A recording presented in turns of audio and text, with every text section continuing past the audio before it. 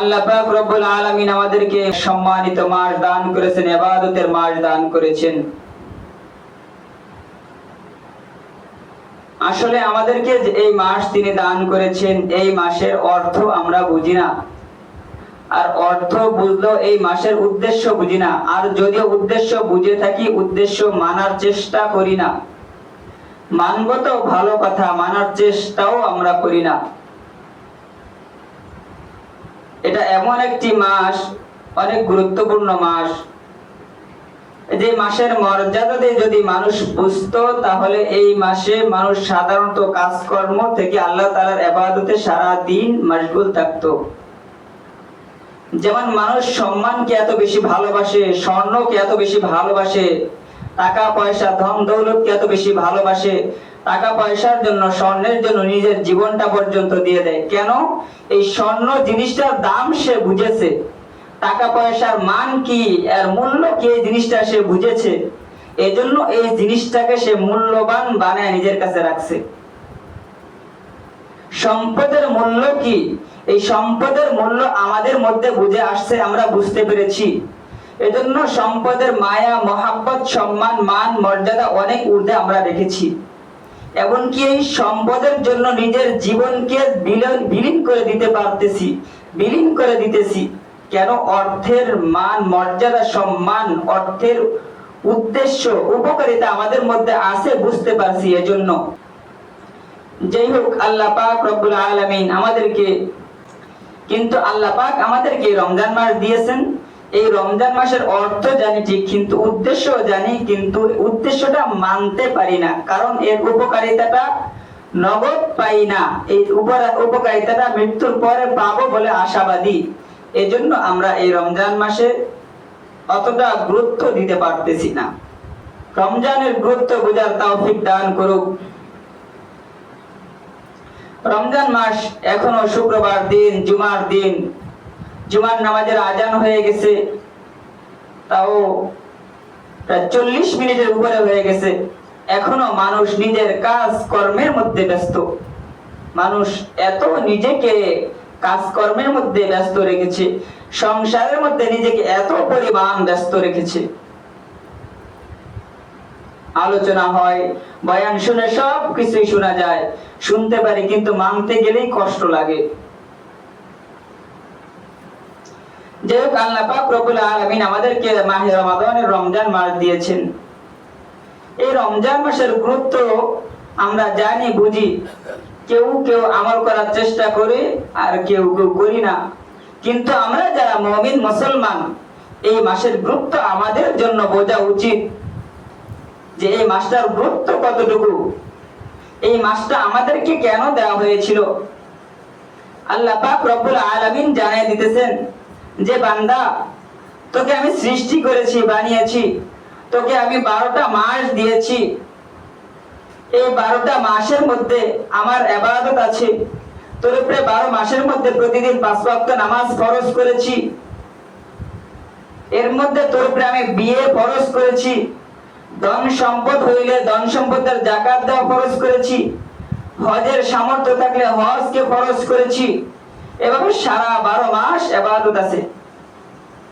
কিন্তু এই 12টা মাস যাওয়ার পরও 12টা মাসের মধ্যে একটা মাস আমি অতিরিক্ত তোদেরকে উপহার স্বরূপ দিয়েছি। যে 12 মাস তো আমার ইবাদত রেখেছি, করবি, কিন্তু একটা মাস তোদেরকে আমি উপহার স্বরূপ দিয়েছি। যে কেন? যাতে করে তোরা এই মাসটাকে ইবাদতের মাস বানিয়ে জাহান্নাম থেকে মুক্ত হইতে পারো আর জান্নাতে যাইতে পারো। এই জন্য যে আল্লাহ এই মাস কেন দিয়েছেন। এর বাইরে তো নামাজ ফরজ আছে, রোজা, এর বাইরে নামাজ ফরজ আছে, বিয়ে ফরজ আছে, হজ ফরজ আছে, যাকাত ফরজ আছে, এবং অনেক ফরজ গুলো আছে। কিন্তু রমজান মাসের মধ্যে অতিরিক্ত কিছু জিনিস দিয়েছি। যে সেটা কোনটা? রমজান মাসের মধ্যে নামাজ ফরজ, এটা দিয়েছি। আবার রমজানের রোজা ফরজ করে দিয়েছি, একটা অতিরিক্ত আমল। আবার 20 টাকা তারাবি দিয়েছি, রমজানে সাহরে দিয়েছি, রমজানে ইফতার দিয়েছি, রমজানে ফরজ, আবার একটা ফরজ আদায় করলে 70টা ফরজের সওয়াব দিয়েছি। একটা নফল আদায় করলে 70টা একটা নফল আদায় করলে একটা ফরজ আদায় করার সমপরিমাণ সওয়াব দিয়ে দিয়েছি। কত আমল এই রমজানের মধ্যে, কত কিছু দিয়েছি। এটা কেন? এটা নাজাতের জন্য, এটা একমাত্র বান্দার নাজাতের জন্য এই রমজান মাসটা। কিন্তু আমরা অন্যান্য মাসের মতো এই রমজান মাসটাকে আমরা কাটাইতেছি, যার যেভাবে ইচ্ছা ওইভাবে কাটাইতেছি, যেভাবে মন চায়। জিন্দেগি চলছে তো চলছেই, গাড়ি চালছে তো চালছে, যে দিক ইচ্ছা ওই দিক যাইতেছে। নিয়ন্ত্রণ ক্ষমতা আমার হাতে আছে ঠিক, কিন্তু এটা কোন দিকে গেলে ভালো হবে ওইটা আমি বুঝতেছি না।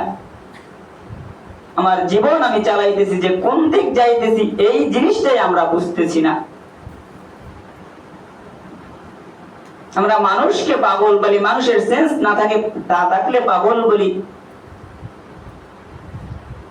কিন্তু আসলে পাগল তো আমরা। আমাকে আল্লাহ পাক মুসলমানের ঘরে বানাইছেন, আমি মুসলমান হয়েছি, আমার নাম একটা, আমার ধর্ম মুসলিম, আমি একজন মুসলমান দাবি করি।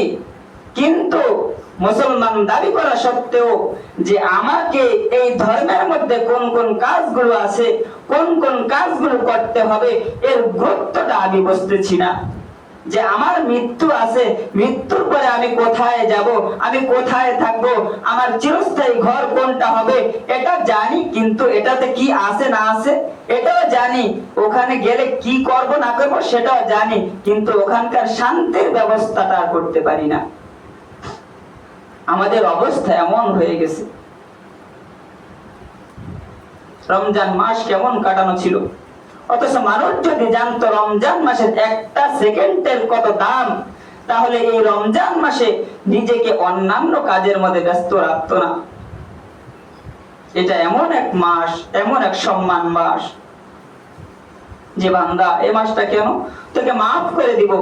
শুধু তাই না, রমজান মাস দিয়েছি, আবার এর মধ্যে রমজান মাসটাকে দেখ বান্দা, তোরা একটা জিনিস তৈরি করো।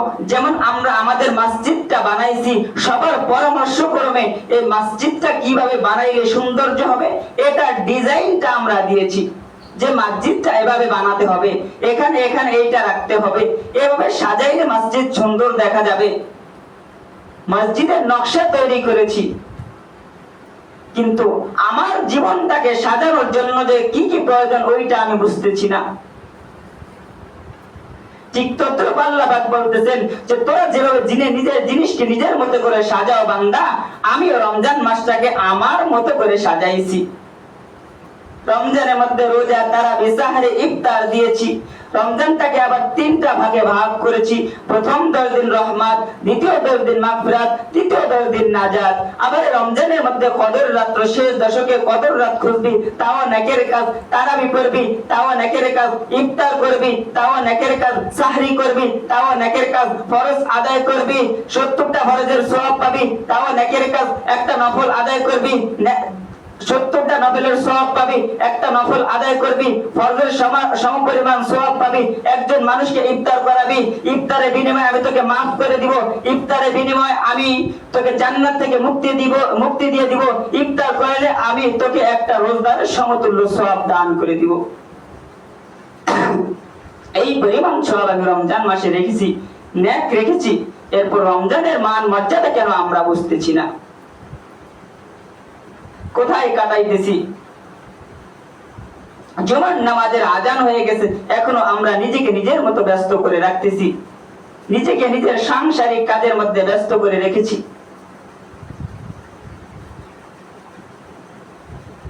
আমরা আর কি করলে বুঝবো, কিভাবে বুঝাইলে বুঝবো? আমাদের জ্ঞান, মেধা, বিবেক, বুদ্ধি সব কিছুই আছে, কিন্তু আমরা এই জিনিসগুলা বুঝি না। সব দিক দিয়ে আমার ভালোটা বুঝি, কিন্তু এই দিনের দিক দিয়ে আমার ভালোটা বুঝি না। আমি কেন আমার চিরস্থায়ী শান্তিটা বুঝবো না, যেটা আমার চিরস্থায়ী শান্তি? কোন দিক দিয়ে? দিনের কিছু অংশ মানছি, ইয়া আইয়ুহাল্লাযীনা আমানু দুখুলু ফিস-সিলমি কাফা, দিনের মধ্যে প্রবেশ করেছি তো পুরোপুরি প্রবেশ করতে হবে। কিছু মানি কিছু মানি না, এটার নাম দিন নয়। আমি ফরজ মানি সুন্নত মানি না, সুন্নত মানি মুস্তাহাব মানি না, এটার নাম দ্বীন নয়। দ্বীনের মধ্যে পরিপূর্ণ প্রবেশ করা, এটাই হচ্ছে একমাত্র দ্বীন। আমাদের উপরে যাকাত ফরজ হয়ে যায়, যাকাত দেই না, যাকাত সম্পর্কে বুঝি না। যাকাত ফরজ হয়, যাকাত দেই না। রমজানের রোজা ফরজ, আমার কষ্ট হয়, আমি রমজানের রোজা রাখতে পারি না। দান সদকা আমি করতে জানি না, আমার সম্পদের মায়া বেশি। আমাদের সাধারণত দেশের মধ্যে যারা যাকাত প্রদান করেন, আমাদের এই দেশে রমজান থেকে আরেক রমজানে এই মাসটা আসলে যাকাত আদায় করা হয়। তো এই জুমার মধ্যে নিয়ত করে যাকাতের আলোচনাটা হওয়া দরকার। তো যাকাত আমাদের উপরে ফরজ, কিন্তু আমরা যাকাত দিতে রাজি নই। আল্লাহ রাসূল সাল্লাল্লাহু আলাইহি ওয়াসাল্লাম ইরশাদ করেন, ওয়া যাকাতা মাকওয়ামান, যে আমার উম্মতরা, আমার শেষ দিকের উম্মতরা যাকাতকে জরিমানা মনে করবে, যেটা আমার উপরে কেমন যেন একটা জরিমানা চাপিয়ে দেওয়া হয়েছে। অথচ যাকাতটা হচ্ছে আমার সম্পদ নিরাপদ থাকার জন্য একটা পর্দা। এই যাকাতটা হচ্ছে আমার সম্পদটা পবিত্র করার জন্য একটা মাধ্যম, যে কেন আমার সম্পদ বেশি, গরিব গুদারাও যেন না খায় থাকে, ওরা যাকাতটা পাবে, ওদেরকে যাকাতটা দিব, ওদেরকে দিলে আমার সম্পদটা পবিত্র হবে। তো যাকাত আমরা দিতেছি না। আল্লাহ পাক রব্বুল আলামিন কুরআনুল কারীমে ইরশাদ করেন, ইয়াওমা ইউহমা আলাইহা ফি নারি জাহান্নাম ফাতুকওয়া বিহা জিবাহুহুম ওয়া জুনুবুহুম ওয়া যুহুরুহুম হাযা মা কানাসতুম লিআনফুসিকুম ফাযুকু মা কুনতুম তাকনিজুন। এ প্রিয় বান্দা বান্দীগণ, তোমরা শুনে রাখো, তোমাদের উপরে আমি আল্লাহ যাকাত ফরজ করে দিয়েছি, তোমরা যাকাত দিবা, যাকাত আদায় করবা। যাকাত আদায় করলে আমি তোমাদের সম্পদটাকে পবিত্র করে দিব। যাকাত আদায় করলে তোমাদের সম্পদ নিরাপত্তার জন্য আমি স্বয়ং আল্লাহ পাহারা দিব। যাকাত দিলে তোমাদের সম্পদ চলে নিবে না, যাকাত দিলে তোমাদের সম্পদ ডাকাতে নিবে না, যাকাত দিলে তোমার সম্পদ বিভিন্ন বিপদে পড়ে নষ্ট হয়ে যাবে না, যাকাত দিলে তোমার সম্পদ নিরাপদে থাকবে, তোমার সম্পদ পবিত্র থাকবে, এজন্য যাকাত দিবা। আর বান্দা শুনে রাখো, এইটা তোমার উপকারিতা তোমার সম্পদের জন্য। আর তুমি যদি যাকাত না দেই, যাকাত যদি নাই দাও, ইয়াউমা ইউহমা আলাইহা ফি নারি জাহান্নামা, কিয়ামতের ময়দানে তোমার এই সম্পদগুলোকে, আমি এই যাকাতের সম্পদগুলোকে আগুনের মধ্যে নিক্ষেপ করব।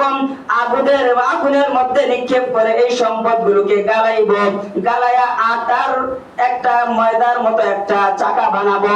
যেভাবে ময়দার আটাটা যেভাবে ইচ্ছা আমার হাতে, ওইভাবে আমি পানিতে যখন খামির করি, পানিতে মিক্স করার পরে যেভাবে আমি ইচ্ছা ওইভাবে ওইটা দিয়া ওইটাই বানাইতে চাই।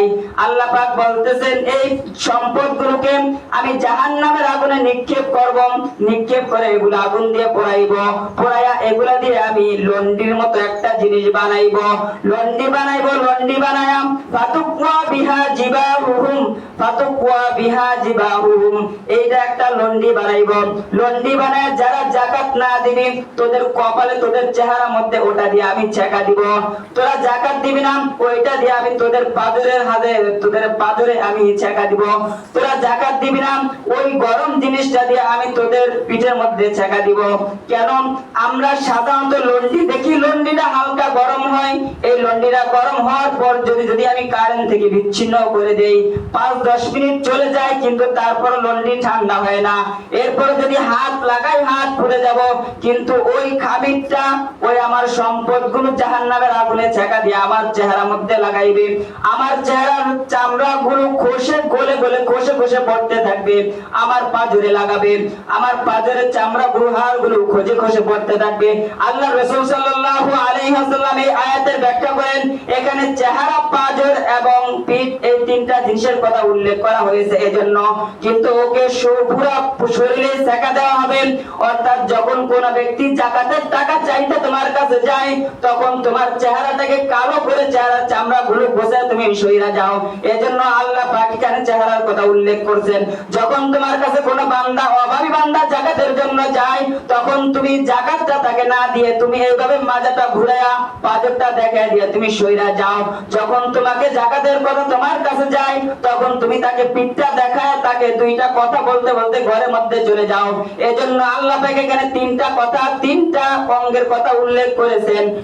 আমাদের চেহারা, মাজা এবং আমাদের পিঠের কথা উল্লেখ করেছেন। কিন্তু বাস্তবিক আল্লাহ পাক রব্বুল আলামিন ওই ব্যক্তিকে জাকাত না দিলে ওই ব্যক্তির পুরো শরীরটাই ওই গরম জিনিসটা দিয়ে ছেঁকা দিবেন। ছেঁকার লগে পুরো শরীরের চামড়া গোশতগুলো গলে গলে টপকায় টপকায় পড়তে থাকবে।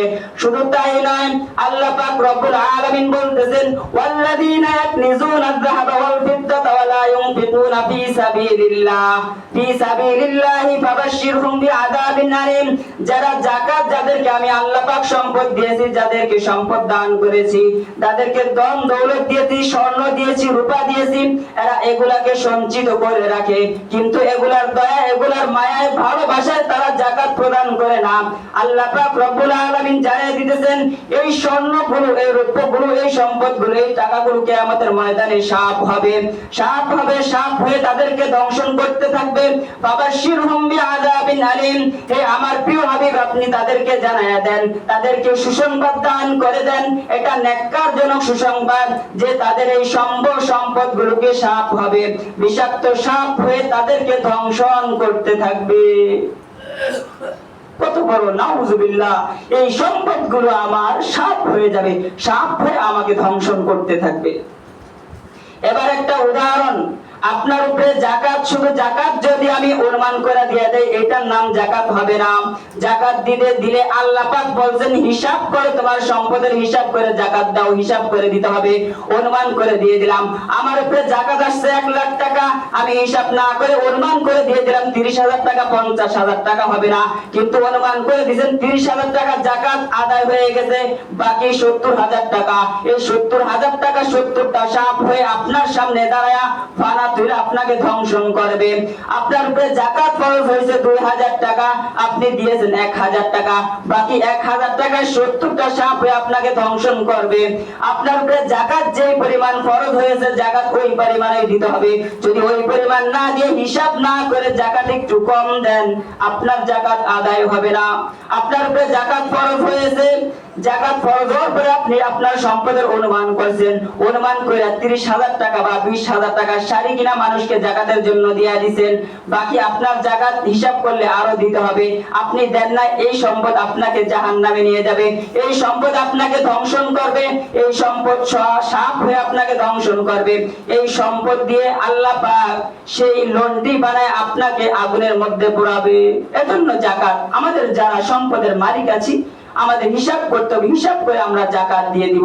আমাদের এই মাসে সাধারণত আমরা জাকাতটা ফরজ হয়, এই আমাদের বাংলাদেশে রমজান থেকে রমজান জাকাত ফরজ হয়। আর জাকাতের নেশাব হচ্ছে যে আমাদের আসবাবপত্র, আমাদের দৈনন্দিন যে সমস্ত জিনিসগুলো, আমাদের পরিবারে যে জিনিসগুলো রাখে, ঘর বাড়ি, আসবাবপত্র, সয় সম্পত্তি যা আছে, এগুলো ব্যতীত আমাদের কারো যদি 52.5 তোলা রূপা পরিমাণ কারো টাকা থাকে, ওই টাকা যদি থাকে তাহলে তার উপরে জাকাত ফরজ হয়েছে।